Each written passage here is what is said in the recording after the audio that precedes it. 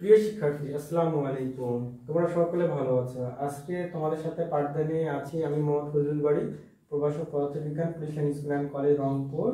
আজকে আমি পদার্থবিজ্ঞান বিভাগের প্রথম পত্রের মহাকর্ষ এবং অভিকর্ষের অধ্যায় নিয়ে আলোচনা করব।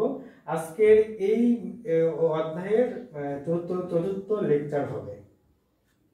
প্রিয় শিক্ষার্থী, আমরা আজকের আলোচনায় সৃজনশীল অংশ নিয়ে আলোচনা করব।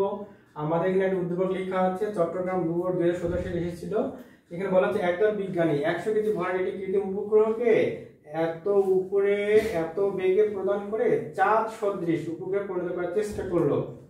এখন এখানে বলা হচ্ছে পৃথিবী ও চাঁদের মধ্যবর্তী, গতে বলা হচ্ছে পৃথিবী ও চাঁদের মধ্যবর্তী কোন বিন্দুতে মহাকর্ষীয় প্রাবল্য সমান হবে। তা প্রথমত আমরা গ নিয়ে আলোচনা করব। এখানে কি বলা হচ্ছে পৃথিবী এবং চাঁদের মধ্যবর্তী কোন বিন্দুতে। আমরা যদি একটা ফিগার অঙ্কন করি, আমরা এরকম পৃথিবী অঙ্কন করলাম, পৃথিবী অঙ্কন করলাম, চাঁদ অঙ্কন করলাম, পৃথিবী চাঁদ। তাহলে দেখো পৃথিবীর অবস্থানটাকে আমরা এ মনে করছি, চাঁদের অবস্থানটাকে বি মনে করছি।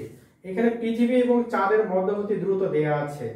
দূরত্বটাকে আমরা এইভাবে দেখাচ্ছি 3 গুণন 10 এর উপর পাওয়ার 5 এত কিলোমিটার দেয়া আছে। এই কিলোমিটারটাকে আমরা মিটার নিব। তো 3 গুণন 10 এর উপর কত পাওয়ার 8 এত কত আসলো মিটার আসলো। এটা হচ্ছে পৃথিবী এবং চাঁদের মধ্যকার দূরত্ব। আমাদের কি বের করতে বলছে, বলা হচ্ছে পৃথিবী এবং চাঁদের মধ্যকার কোথায় মহাকর্ষীয় প্রাবল্যের মান সমান হবে। তার দেয়া নাই, আমরা কি করলাম ধরে নিলাম। আমরা এই সি অবস্থানে একটা বস্তু ধরলাম। তাহলে দেখো এই পৃথিবী থেকে এই দূরত্বটাকে আমরা x মিটার ধরলাম। তাহলে আমরা এখানে এই দূরত্বগুলোকে যদি এভাবে দেখাই, এখানে ab কত দেয়া আছে 3 গুণন 10 এর পাওয়ার 8 এত মিটার দেয়া আছে। তাহলে এই AC কে আমরা ধরলাম x মিটার ধরলাম। তাহলে BC এই দূরত্বটা কত হবে 3 গুণন 10 এর পাওয়ার 8 মাইনাস x এত মিটার হবে। তাহলে এই দূরত্বটা আমরা লিখতে পারলাম 3 গুণন 10 এর পাওয়ার 8 মাইনাস কত x এত মিটার। আচ্ছা, এরপর আসুন আমাদের কি প্রাবল্যের সূত্র মনে আছে? দেখো একটু ভালো করে যদি মনে পড়ে, তাহলে এখানে পৃথিবী ও বস্তুর এই মধ্যকার এই প্রাবল্য, তাহলে সূত্র মনে আছে তাই না? E1 ধরলাম আমরা জানি GM, তাহলে এখানে E দিলাম, এখানে কত দিলাম R1 কি স্কয়ার। এখানে দেখো তো একটু খেয়াল করে দেখো যে R1 টাকে আমরা কি ধরছি x ধরছি। তাহলে কি লিখবো GME কত x স্কয়ার। এটাকে আমরা 1 নম্বর সমীকরণ দিলাম, এটা পাইলাম আমরা কত E1। আবার হচ্ছে চাঁদ ও বস্তুর মধ্যকার দূরত্ব, প্রাবল্য কি আসবে E2। আমরা কি লিখবো GMM এখানে কি দিলাম R2 স্কয়ার। তাহলে এখানে R2 মানে কত বলো দেখি একটু। এখানে R2 মানে আসতেছে আমাদের 3 গুণন 10 এর পাওয়ার 8 মাইনাস কত আসতেছে x এত মিটার। তাহলে আমরা এটার মানটা বসালাম, E2 সমান লিখলাম GMM। তাহলে R2 কত পাওয়া গেল 3 গুণন 10 এর পাওয়ার 8 মাইনাস x এত স্কয়ার দেওয়া হলো। দিলাম কত 2 নাম্বার দিলাম। তাহলে দেখো প্রিয় শিক্ষার্থী, তাহলে আমরা প্রাবল্যের মান পেয়ে গেছি। তাহলে এখন আমরা পরের ধাপে প্রাবল্য দুটো সমান এটা আমরা দেখাবো। প্রিয় শিক্ষার্থী, এবার আমরা প্রাবল্যের শর্ত লিখবো। এখানে যে শর্ত দেয়া আছে, শর্তটা কি দেয়া আছে, শর্ত দেয়া আছে না এরকম E1 সমান সমান কত E2। তাহলে এখানে E1 এর মান কত বের করেছি আমরা এই GME x স্কয়ার। এর কত বের করেছি GMM 3 গুণন 10 এর পাওয়ার 8 মাইনাস x স্কয়ার। আচ্ছা, এখানে দেখো ভরের মানটা ডিরেক্টলি কি দেয়া আছে? ডিরেক্টলি দেয়া আছে, দেয়া নেই। এখানে ভরের শর্ত দেয়া আছে। দেখো যে ভরের যে শর্ত দেয়া আছে সেই ভরের শর্ত মতে আমরা লিখবো ME সমান কত 81 কত MM। তাহলে মানটা এখানে বসাচ্ছি, প্রথমে জি বাদ গেল, তাহলে এমই মানে কত 81 নিচে কত এক্স স্কয়ার, এখানে দেখো থ্রি গুণন 10 এর পাওয়ার 8 মাইনাস এক্স স্কয়ার, তাহলে এখানে ও বাদ গেল, তাহলে আমরা এটাকে লিখতে পারবো 9 নিচে কত এক্স লিখলাম স্কয়ার দিলাম, এখানে লিখলাম 3 গুণন 10 এর পাওয়ার 8 মাইনাস এক্স লিখলাম স্কয়ার দেওয়া হলো। দেখো এটাকে এরকম লেখা যায় কিনা ডিরেক্টলি, অতএব আমরা লিখলাম উপরে 9 নিচে x সমান সমান লিখলাম উপরে 1 3 গুণন 10 এর পাওয়ার 8 মাইনাস কত x আসলো। এখানে সমাধান করবা, এই সমাধানটা তোমাদের বাসার কাজ থাকলো, সমাধান করে দেখবা এখানে x আমরা এরকম বের হবে 2.7 গুণন কত 10 এর পাওয়ার 8 এত মিটার বের হলো।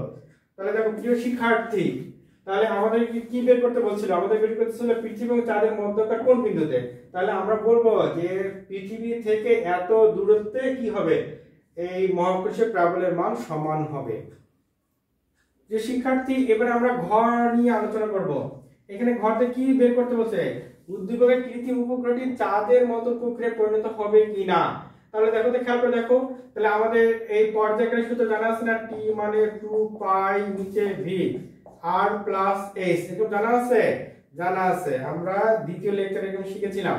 এখানে দেখো ভি এর মান দেয়া আছে, ভি এর মান কত দেয়া আছে, ভি এর মান দেয়া আছে এত দূরে উঠে এত বেগে, এই 3.1 এত কিলোমিটার পার সেকেন্ড, তাহলে কত আসবে 3.1 গুণন 10 এর পাওয়ার 3 এত মিটার পার সেকেন্ড। আমরা ভি এর মান পেয়ে গেছি।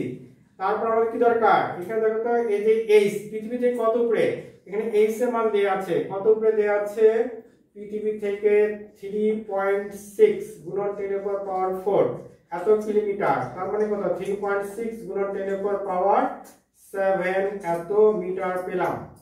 আবার দেখো এখানে আমাদের আর এর মান আমরা তো জানি পৃথিবীর ব্যাসার্ধ 6.4 গুণন 10 এর পাওয়ার 6 এরকম আমরা জানি। তো এই মানগুলো এখানে বসাবো, এর বাসায় তোমরা ভালো করে ক্যালকুলেশন করবা, করে দেখবা যে এখানে 24 ঘন্টা বের হচ্ছে। তাহলে এখানে একটু ভালো করে একটু বুঝাই নাও, তাহলে টি এর মান যদি 24 ঘন্টা বের হয়, কোন উপগ্রহে যদি আমরা পর্যায়কাল 24 ঘন্টা জানতে পারি, তাহলে আমরা কি বলি, উপগ্রহটি কি, উপগ্রহটি একটি ভূস্থির উপগ্রহ, ভূস্থির উপগ্রহ। এখন একটু বলো, চাঁদ কি ভূস্থির উপগ্রহ, চাঁদ ভূস্থির উপগ্রহ না, তাহলে আমরা বলতে পারি যে উপগ্রহটি একটি ভূস্থির উপগ্রহ হবে, কিন্তু চাঁদের মতো উপগ্রহ হবে না। যে শিক্ষার্থী, আমরা আজকে আরেকটি সৃজনশীল কোশ্চেন নিয়ে আলোচনা করব। এটা দিনাজপুর বোর্ড 2017 সালে এসেছিল। এখানে বলা হচ্ছে একটি মহাজাগতিক বস্তুর ব্যাসার্ধ দেয়া আছে, ভর দেয়া আছে, আর বলা হচ্ছে একটি ধূমকেতুর আঘাতে বস্তুটি সমান 8টি খণ্ডে বিভক্ত হয়ে যায়। এখানে গতে বলা হচ্ছে মহাজাগতিক বস্তুর পৃষ্ঠে মাধ্যাকর্ষণ জড়িত ত্বরণ কত। আগে আমরা গ অ্যানসার খুঁজবো। তাহলে গতে আমরা গেলাম, আমরা গতে দেখবো যে কি কি দেয়া আছে। দেয়া আছে মহাজাগতিক বস্তুর ব্যাসার্ধ দেয়া আছে, তা ব্যাসার্ধ আমরা লিখলাম, ব্যাসার্ধ দেয়া আছে 3.2 গুণন 10 এর পাওয়ার 6 এত মিটার দেয়া আছে। আর কি দেয়া আছে, ভর দেয়া আছে, আমরা ভর লিখলাম কত দেয়া আছে 4 গুণন 10 এর পাওয়ার 24 এত কেজি দেয়া আছে। তাহলে এই গতে কি বের করতে বলছে, এই মাধ্যাকর্ষণ জনিত ত্বরণ কত। তাহলে এই যে মাধ্যাকর্ষণ জনিত ত্বরণ আমরা ছোট হাতের জি আমরা বের করব, লিখলাম মাধ্যাকর্ষণ এই জনিত ত্বরণ। আচ্ছা, আমাদের মনে আছে না যে এই জি এর সাথে এম এবং বড় হাতের এম এর সম্পর্ক, আমরা এটা শিখেছিলাম প্রথম লেকচারে। তা লিখবো আমরা যে আমরা জানি, আমরা একটু জানি কিনা বলো দেখি, জি এম আমরা বলেছিলাম যে কোনো গ্রহের পৃষ্ঠে যে আমরা বলেছিলাম যে ত্বরণ বের করার যে সূত্র নিচে কত আর স্কয়ার। এখানে আমরা মানগুলো বসাবো। এখানে একটু খেয়াল করো, এই বড় হাতের জি তো আমরা জানি মহাকর্ষীয় ধ্রুবক, এর মান তো নির্দিষ্ট 6.673 গুণন হচ্ছে 10 এর power -11 newton metre square per kg square, এটা আমার জানা মান। আমরা এই মানগুলো এখানে বসাবো 6.673 গুণন 10⁻⁻11 আর m এর মান হচ্ছে 4 গুণন 10⁻24 আর r এর মান 3.2 গুণন 10⁻6।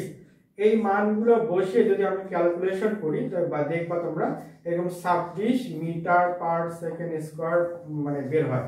তাহলে আমরা ওই মহাজাগতিক বস্তুটার হচ্ছে পৃষ্ঠে মাধ্যাকর্ষণ জনিত ত্বরণ কত আমরা বের করতে পারলাম। শিক্ষার্থী এবারে আমরা সৃজনশীল প্রশ্নে ঘর চলে যাব। এখানে বলছে প্রতিটি খণ্ডের মুক্তিবেগ মূল বস্তুটির মুক্তিবেগের 1/8 হবে কিনা এটা বের করতে বলছে। তাহলে আমাদেরকে কি প্রথমে কি বের করতে হবে? আমাদেরকে আগে প্রত্যেকটা খণ্ডের মুক্তিবেগ আমরা বের করতে যাচ্ছি। তাহলে আমরা করি ঘর সমাধান। আমরা এই প্রতিটি খণ্ডের মুক্তিবেগ বের করতেছি। মুক্তিবেগ তাহলে দেখো আমাদের মুক্তিবেগের সূত্র জানা আছে না? ভি ড্যাশ দিলাম 2gm নিচে কি দিলাম আর এখানে ড্যাশ দিলাম এখানে ড্যাশ দিলাম। এখানে একটু ভালো করে খেয়াল করতে হবে। এখানে কি বলে? এখানে দেখো যে ভর লাগবে আর কি লাগবে ব্যাসার্ধ লাগবে। এখানে ভরের কথা কি বলা হচ্ছে খেয়াল করে দেখো তো একটু। দুর্গের আঘাতে মগজের বস্তুতে 8টি সমান খণ্ডে বিভক্ত হয়ে গেছে। তাহলে আমরা মূল বস্তুটির ভর কত ধরেছিলাম? m ধরেছিলাম। তাহলে আমরা একটু লিখতে পারবো এই যে m ড্যাশ মানে কি লাগবে 1/8 কত এত m। আচ্ছা এখানে এখন হচ্ছে দেখো ব্যাসার্ধের বিষয়টা আসতেছে। ব্যাসার্ধের বিষয়টা যখন আসতেছে তখন একটু ভালো করে খেয়াল করে দেখো। আমরা দেখো যে এখানে কি ধরেছি ব্যাসার্ধ দেয়া আছে। তাহলে বস্তুটাকে আমরা কি মনে করতে পারি? গোলাকার মনে করতে পারি, তাই না? তাহলে দেখো একটা গোলাকার বস্তু তাহলে তার আমরা আয়তন দিয়ে এখানে বের করতে পারি। আমরা যদি পানির ফোঁটা দিয়ে একটু খেয়াল করতে পারি দেখো একটু পানির ফোঁটা। তো পানির ফোঁটা তাহলে এক ফোঁটা করে আমরা নিলাম তাহলে 8 ফোঁটা মানে 8 ফোঁটা মিলে কি হয় 1 ফোঁটা হয়। তাহলে 8 ফোঁটার আয়তন যা 1 ফোঁটার আয়তনটা কি হয়? তাহলে এইরকম করে আমরা বের করতে পারবো ব্যাসার্ধটা। দেখো তো একটু খেয়াল করে দেখো তো যে 8 গুণন এই যে আয়তন 4/3 পাই করে দিলাম r ড্যাশ কিউব সমান 4/3 পাই কত r কি দিলাম কিউব দিলাম। তাহলে এখানে কি খেয়াল করে দেখো তাহলে আমরা যে 4/3 কাটলাম r কাটলাম এখানে কত আসবে 2r ড্যাশ মানে কি পেলাম r পেলাম। তাহলে r ড্যাশ মানে কত আসলো উপরে r নিচে আসলো কত 2। এই মানটা আমরা এখন বসাচ্ছি। ভালো খেয়াল করো যে 2g তাহলে এই যে আমাদের আসলো m ড্যাশের মান। m ড্যাশের মান কত উপরে আসবে m নিচে কত আসবে 8 আসবে। আচ্ছা লিখলাম r ড্যাশ এর মান কত r উপরে গেল কত 2। তাহলে দেখো তো খেয়াল করে দেখো তো এখানে কত আসলো উপরে আসলো কত gm নিচে কত আসলো নিচে আসলো কত 2r। আমরা একটু দিলাম এখানে একটা নাম্বার দিলাম। এটা আমরা কি বের করলাম? এটা আমরা বের করলাম প্রত্যেকটা খণ্ডের মুক্তিবেগ। আর এখন আমরা কি বের করব? এখন আমরা মূল বস্তুটির মুক্তিবেগ বের করব। তো দেখো তো মূল বস্তুটির আমরা মুক্তিবেগ বের করব। মুক্তিবেগ তাহলে মুক্তিবেগের সূত্রটা আমাদের জানা আছে 2gm বাই কত আর তাই নাম্বার কত 2। এবারে আমরা 1 নং সমীকরণকে 2 নং সমীকরণকে ভাগ করব। তাহলে খেয়াল করো তাহলে VE ড্যাশ নিচে কত V। তাহলে দেখো পরে ভালো করে মানে করে দেখবা যে এখানে আর 1/, কত পাবো একটা ডিরেক্টলি আমরা দেখাচ্ছি ভাষায় এটা করবা আমরা এরকম 1/, কত পাবো হাফ পাবো। তাহলে একটু খেয়াল করো তাহলে যদি আমরা হাফ পাই তাহলে এরকম যে আমরা এখানে এরকম করলে আমরা এখানে 2 পাবো। তাহলে VE ড্যাশ মানে কি আসলো উপরে VE নিচে কত আসলো নিচে 2 আসলো। তাহলে একটু ভালো করে খেয়াল করো এখানে VE ড্যাশ VE ড্যাশ মানে কি হচ্ছে প্রত্যেকটা খণ্ডের মুক্তিবেগ আর VE কি হচ্ছে এখানে হচ্ছে মূল বস্তুটির মুক্তিবেগ।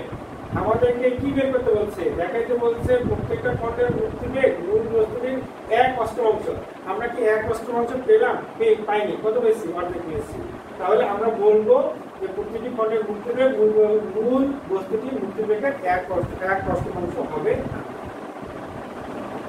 প্রিয় শিক্ষার্থী দেখো বোর্ডে আরটি সৃজনশীল কোশ্চেন লেখা আছে। এই কোশ্চেনটি এসেছিল বরিশাল বোর্ড 2017 সালে। এখানে কি বলা হচ্ছে পৃথিবী নিজ অক্ষের চারদিকে 24 ঘন্টা একবার প্রদক্ষিণ করে একে আহ্নিক গতি বলে। পৃথিবীর এই ঘূর্ণনের জন্য অভিকর্ষীয় ত্বরণ সর্বদা সমান নয়। আমরা জানি ছোটদের জি এর মান সর্বদা সমান নয়। পৃথিবীর ব্যাসার্ধ দেয়া আছে আর পৃথিবীর পৃষ্ঠ অভিকর্ষীয় ত্বরণের মান দেয়া আছে। আমাদের গতে বের করতে হচ্ছে পৃথিবীর 45 ডিগ্রি অক্ষাংশে অবস্থিত অঞ্চলে অভিকর্ষীয় ত্বরণের মান বের করতে বলছে। তাহলে আমরা প্রথমে গড় সমাধান করব। দেখো গতে এখানে আমরা এরকম জানি কিনা, দেখো যে আমরা জানি সূত্র মনে আছে জি ড্যাশ সমান সমান জি মাইনাস ওমেগা স্কয়ার আর এই যে cos স্কয়ার ল্যামডা। তো এখানে খেয়াল করে দেখো এই জি এর মানটা डायरेक्टली দেয়া আছে 9.8 এরকম তো আমাদের डायरेक्टली দেয়া আছে। এর ওমেগার মানটা কিন্তু डायरेक्टली দেয়া নেই। তো ওমেগা মানে কি আমরা একটু জানি না 2 পাই বাই টি। তাহলে এটা খেয়াল করো যে 2 পাই 3.1416 এত রেডিয়ান আর টি এর মান কত 24 ঘন্টা। 24 ঘন্টাকে আমরা সেকেন্ডে নিয়ে আসবো কত 3600 সেকেন্ড। তাহলে এখানে খেয়াল করে দেখো তো একটু, যদি এই মানগুলো আমরা ক্যালকুলেশন করি তাহলে আমরা পাবো 7.2722 গুণন 10 এর পাওয়ার -5 এত রেডিয়ান পার সেকেন্ড এরকম আমরা পাবো। আর এখানে ল্যামডা মান কত দেয়া আছে, ল্যামডা মান দেয়া আছে 45 ডিগ্রি দেয়া আছে। তাহলে এই মানগুলো আমরা এখানে এখানে বসাবো। তা বসাই আমরা, দেখো তাহলে জি এর মান কত 9.8 বসানো হলো, ওমেগার মান কত পেয়েছি 7.2722 গুণন 10 এর পাওয়ার -5 এর উপর কি আছে স্কয়ার দেয়া আছে। এখানে আরেকটা মান লাগবে আর এর মান দেয়া আছে। এখানে আর এর মান কত দেয়া আছে 6400 এত কিলোমিটার দেয়া আছে। তাহলে আমরা যদি মিটারে করি একবার লিখলাম 6.4 গুণন 10 এর পাওয়ার 6 এত মিটার পাওয়া যাবে। তাহলে আমরা আর এর মান লিখলাম 6.4 গুণন 10 এর পাওয়ার 6 আর লিখলাম। আর কার মান আছে ল্যামডা, দেখো যে cos কত দেয়া আছে 45 ডিগ্রি দেয়া আছে, এর উপর কি আছে স্কয়ার দেয়া আছে। যদি এই মানগুলো আমরা এখানে বসিয়ে ক্যালকুলেশন করি তাহলে আমরা অবশ্যই পাবো যখন 9 পয়েন্ট, এটা বাসায় দেখবা ভালো করে দেখবা এরকম হয় কিনা 9.7831 এরকম পাওয়া যায় কিনা। তাহলে আমাদের কি বের করতে বলছিল একটু ভালো করে খেয়াল করো। আমাদেরকে বের করতে বলছে পৃথিবীর 45 ডিগ্রি অক্ষাংশে অবস্থিত কোন অঞ্চলে অভিকর্ষীয় ত্বরণের মান বের করতে বলছে। তাহলে কিন্তু দেখো আমরা কি করতে পারলাম, তাহলে 45 ডিগ্রি অক্ষাংশে অবস্থিত ত্বরণের মান আমরা বের করলাম। প্রিয় শিক্ষার্থী, এবারে আমরা ঘ নিয়ে আলোচনা করব। ঘতে কি বলা হচ্ছে বিষুব অঞ্চলে অবস্থিত কোন বস্তুর অভিকর্ষীয় ত্বরণ শূন্য হতে হলে পৃথিবীর কৌণিক বেগের কিরূপ পরিবর্তন হতে হবে। তাহলে ঘর সমাধানে আমরা চলে যাচ্ছি। তাহলে বিষুব অঞ্চলে বা আমরা লিখতে পারবো যে বিষুব রেখায়, তাহলে বিষুব রেখা মনে আছে না ল্যামডা মান কত 0 আর অভিকর্ষীয় ত্বরণের মান 0 হতে হলে তাহলে কি হবে, এই যে আমরা কি ধরলাম এই 0, ঠিক আছে। আচ্ছা তাহলে এখন এই আমাদের কৌণিক বেগ পরিবর্তন, তাহলে এই কৌণিক বেগটাকে আগে বের করি। আমরা ওমেগা ড্যাশ ধরলাম, আমরা আগে এখানে ওমেগা ড্যাশের মান বের করি। তাহলে দেখো আমরা জানি এরকম লিখলাম, আমরা জানি তাহলে জি ড্যাশ মানে জি মাইনাস ওমেগা স্কয়ার আর cos স্কয়ার ল্যামডা আমরা এরকম জানি। তাহলে এই মান 0 সমান জি মাইনাস হচ্ছে ওমেগার মান তো আমরা জানি। তারপর লিখতেছি আর cos কত 0, cos 0 মানে কত 1। তো এখানে আমরা পাবো, এখানে আমরা ড্যাশ দিব। তাহলে আমরা এরকম পেলাম যে ওমেগা স্কয়ার মানে উপরে জি নিচে কত আর, তাহলে ওমেগা ড্যাশ পাওয়া যাবে। এরকম মানগুলো তোমার বাসায় বসাবা, বসে ক্যালকুলেশন দেখবা যে 1.6 দেখবা যে 1.2374 গুণন 10 এর পাওয়ার -3 এত রেডিয়ান পার সেকেন্ড পাওয়া গেল। এটা কার মান পাওয়া গেল, এটা পেয়ে গেলাম আমরা এই কৌণিক বেগের মান পেয়ে গেলাম তোমার 0 ডিগ্রি অক্ষাংশে। তাহলে এখন খেয়াল করে দেখো কৌণিক বেগ পরিবর্তন, তাহলে আমরা এভাবে বলতে পারি অতএব কৌণিক বেগের পরিবর্তন। আগের মানটা মনে আছে আর দ্বিতীয় মানটা মনে আছে তাই না। তাহলে 1.2374 গুণন 10 এর পাওয়ার -3 এর সাথে আমরা বিয়োগ করব। আগের মানটা কি মনে আছে 7.2722 গুণন 10 এর পাওয়ার -3 এত রেডিয়ান পার সেকেন্ড। তাহলে কত আসে 1.165 গুণন 10 এর পাওয়ার -3 এত রেডিয়ান পার সেকেন্ড। তাহলে আমরা এখন বলতে পারবো কৌণিক বেগের পরিবর্তন এত বৃদ্ধি পাবে। তাহলে দেখো আমরা ঘর সমাধান করতে পারলাম। প্রিয় শিক্ষার্থী, আমাদের চতুর্থ লেকচারে আমরা 3টা সৃজনশীল কোশ্চেন নিয়ে আলোচনা করলাম। আশা করি তোমরা ভালোভাবে বিষয়গুলো বুঝতে পেরেছো। তোমরা সুস্থ থাকবে, ভালো থাকবে। আল্লাহ হাফেজ।